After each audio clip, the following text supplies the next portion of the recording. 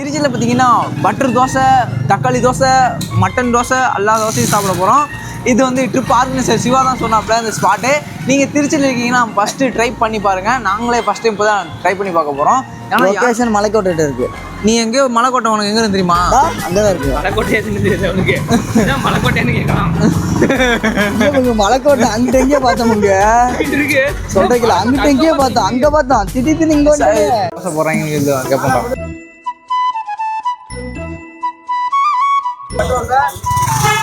கன்சிஸ்டன்சியோட டேஸ்ட்டாக இருக்கும். First time வந்து பார்த்தீங்கன்னா பட்டர் தோசை சாப்பிட போகிறேன். டேஸ்ட்டு டிஃப்ரெண்ட்டாக இருக்குது. நான் ஃபஸ்ட் டைம் சாப்பிட்றேன். அவன் இங்கே இருக்க அப்படியே உங்கள் பட்டாசு எடுப்போம் அப்படியா?